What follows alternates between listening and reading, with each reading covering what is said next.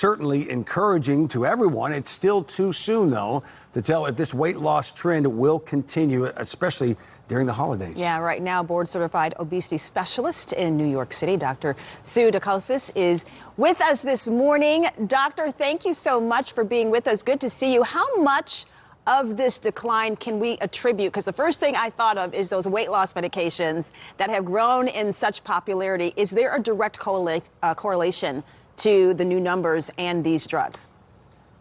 Oh, I believe that there's definitely a correlation. And I think the numbers haven't really captured. I don't think they're real. You know, it's like, who's reporting these statistics? I think that obesity is really declining.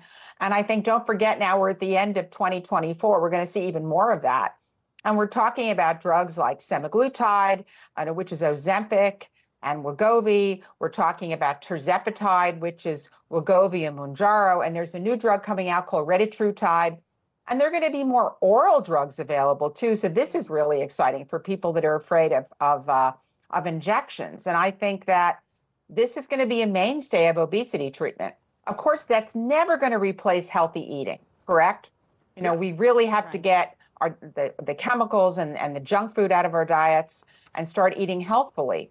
But in my practice, I really see that this helps tremendously because these drugs can long-term really change food noise. Like when you're not hungry all the time and your appetite regulatory system can really get re-engineered on drugs like Tirzepatide so that long-term, you really don't crave those bad foods anymore. You start craving healthier foods.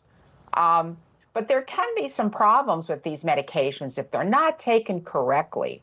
If they're not taken correctly, I think you could lose muscle and you can become very dehydrated, and that will deactivate the way the drug works. So make sure if you're on one of these drugs that you're drinking a tremendous amount of water.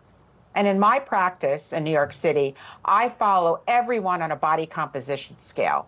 And this is a very sophisticated scale that really gives me the breakdown of the body fat in pounds and percentage, muscle mass and bone, not just the BMI, because the BMI doesn't really tell you what's going on.